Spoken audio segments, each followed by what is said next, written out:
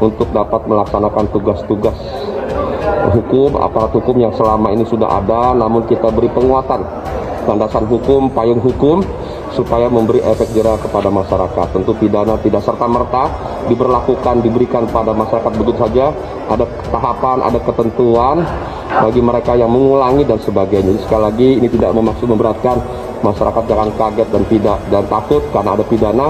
Ini diberikan sanksi, ini dipidanakan bagi mereka yang mengulang-ulang atau sembunyi-sembunyi secara diam-diam melanggar ketentuan protokol kesehatan dan lain sebagainya. Tadi kan ada inisiatif gubernur mengenai perubahan Perda 2 tahun 2020. Nah, di sini dari beberapa ucapan fraksi-fraksi mempertanyakan kepentingan urgensinya apa. Karena saya melihat kekuatannya itu sangat kuat sekali Satpol.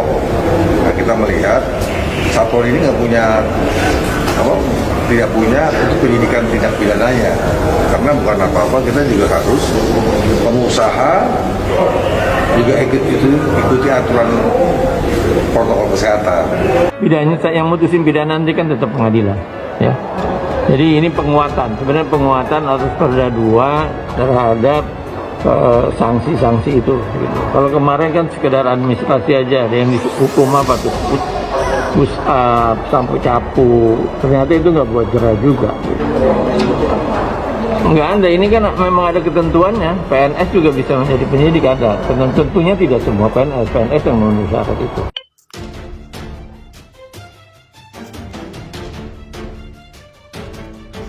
Bukan Anies, terungkap sosok yang mengusulkan sanksi pidana bagi pelanggar prokes di DKI. Terungkap sosok yang menginisiasi penerapan sanksi pidana bagi pelanggar protokol kesehatan di ibu kota. Ternyata bukan Gubernur DKI Jakarta Anies Baswedan. Sosok itu ialah Kapolda Metro Jaya Irjen Pol Fadil Imron, yang ternyata sudah mengusulkan sanksi pidana sejak Januari 2021 lalu. Hal ini terungkap dalam rapat Badan Pembentukan Peraturan Daerah DKI Jakarta yang membahas perubahan Perda Nomor 2/2020 tentang penanganan COVID-19. Kabid Hukum Polda Metro Jaya Kombes Adi Ferdian yang hadir dalam rapat itu bilang, usulan merevisi Perda COVID sudah disampaikan ke Anies beberapa kali. Bapak Kapolda Metro Jaya Fadil Imron bersurat pada bulan Januari 2021 kepada Pemprov DKI tentang perlunya dilakukan revisi pada ini. Tentang perlunya dilakukan revisi Perda ini. Begitulah ucapnya. Adi menjelaskan usulan itu diberikan Fadil lantaran menilai warga Jakarta sulit menerapkan protokol kesehatan. Namun di sisi lain ada keterbatasan jumlah personil Satpol PP, sehingga pengawasan yang dilakukan tak bisa maksimal. Terlebih penularan COVID makin meluas dengan penambahan kasus harian bisa mencapai 12.000 hingga 14.000 per hari. Belum lagi jumlah pemakaman dengan protokol COVID yang terus meroket, hingga menembus angka 400 jenazah dalam sehari. Karena itu, semakin kuat dorongan kami kepada pemerintah provinsi untuk menyempurnakan perda ini. Begitulah kata Adi. Berkaca dari daerah lain, Fadil pun menilai DKI perlu ada sanksi pidana yang diterapkan guna memberikan efek jera kepada pelanggar protokol kesehatan. Dengan demikian, diharapkan kesadaran masyarakat untuk patuh dan taat menerapkan protokol kesehatan bisa ditumbuhkan. Bapak Kapolda dalam hal ini memandang di samping sanksi administratif, memang perlu ditambahkan sanksi pidana berupa kurungan. Begitulah tuturnya. Sebagaimana sudah diterapkan di beberapa daerah yang lain dalam perda yang mengatur daerahnya masing-masing.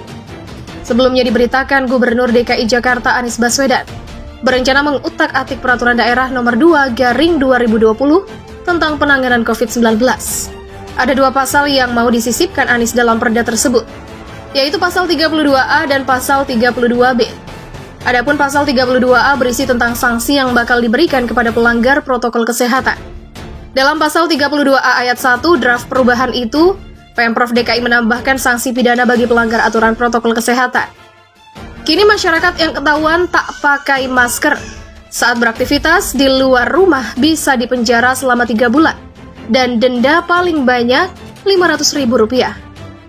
Setiap orang yang mengulangi perbuatan tidak menggunakan masker setelah dikenakan sanksi berupa kerja sosial atau denda administratif dipidana dengan kurungan paling lama 3 bulan atau denda paling banyak Rp500.000. Begitulah bunyi aturan dalam draft. Kemudian sanksi kurungan juga bakal diterapkan bagi tempat usaha hingga perkantoran yang berkali-kali melanggar protokol kesehatan. Selain kurungan 3 bulan, denda maksimal 50 juta juga bakal diberikan kepada tempat usaha hingga perkantoran yang melanggar protokol kesehatan. Draft perubahan Perda nomor 2 tahun 2020 ini pun baru saja diserahkan Pemprov DKI Jakarta kepada DPRD DKI. Penyerahan draft itu dilakukan dalam rapat paripurna yang dihelat di gedung DPRD DKI, Jalan Kebon Sirih, Jakarta Pusat. Pemberlakuan PPKM darurat resmi diperpanjang hingga 25 Juli 2021 mendatang. Pengelola Pasar Tanah Abang pun berharap adanya relaksasi yang diberikan pemerintah untuk para pedagang.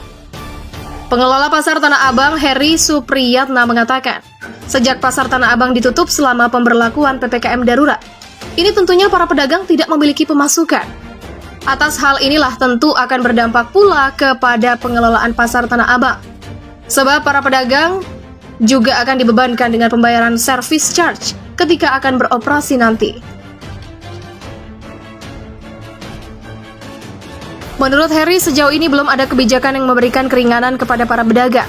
Sedangkan pengelola Pasar Tanah Abang tetap melakukan pembayaran listrik, telepon, air seperti biasa meskipun ada PPKM darurat. Begitu juga pajak reklame yang kita bayar, kan tidak ada kebijakan atau keringanan dari pemerintah. Ya, entah diberikan potongan, kompensasi apa, keringanan tersebut supaya semua aspek terangkul. Begitulah kata Heri.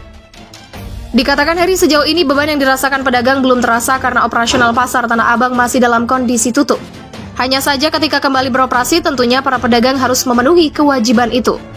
Menurut Heri, bantuan yang diberikan pemerintah diharapkan bisa menyeluruh, tak hanya masyarakat tapi juga para pengusaha dan pedagang.